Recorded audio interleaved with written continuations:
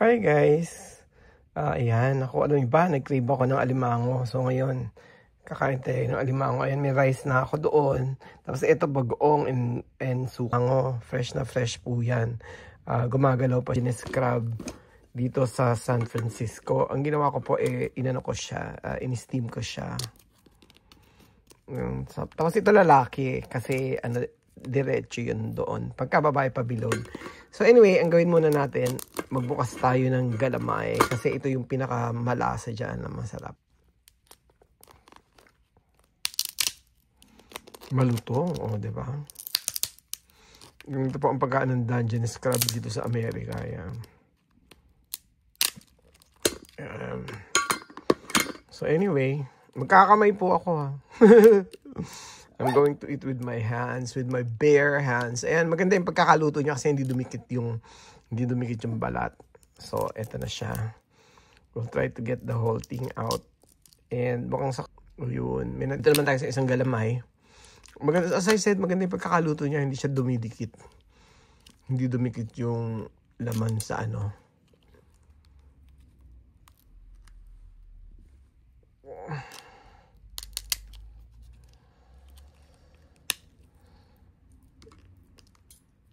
Sasawsaw na natin sa suka. At, of course, rice. Meron pa ako mga pang-dot-dot. Binili ko to sa Trags noon pa, nung uso pa. Ganda, oh. Yan. Pag kumakain po ako sa restaurant na may crab, dinadala ko to. Para hindi ako mahirapan. Kasi yung sa kanila, plastic. Ayoko ng plastic. Hindi ko masyadong type yun. So, ginagawa ko, dinadala ko to kahit saan ako pumunta. Kasi ito, nasusungkit niya talaga eh. O, tingnan nyo, nasusungkit niya, oh. Nasusungkit niya yung, nasusungkit niya yung laman. Ako minsan, pagka sinumpong ako, ang gagawin ko, babalatan ko muna. Ipit. O, ito na. Ayan pa ang pagbubukas. Ngayon. So anyway, pag maganda ang luto, dapat hindi dumidikit. So subukan natin siya. Hindi siya dumidikit, guys. Ayan, no? Nakukuha ng buo. Ayan. Ito. Ayan. Buo. Saksaw natin sa suka. Tapos eto na siya. Ayan yung ating long grain rice. Japanese rice yan. Yan. Steam lang. Walang kasamang lahat. Kasi dito bumili ka.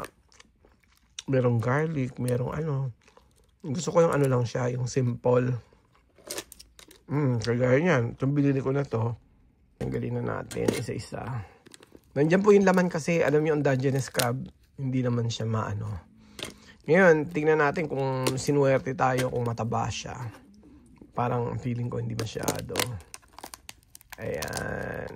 Ayan ang itsura ng Dungeness crab sa Amerika. Ito. May aligi naman. Ito. Buo yung aligi. Nakukuha niya talaga siya. Ayun. Yan na. Mga cholesterol lang. At least meron siyang meron siyang taba. May aligi.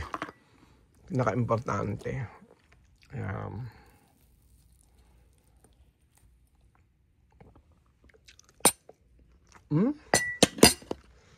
Grabe. Mahirap din pala kumain pagka pag nagmumukbang. Ayun.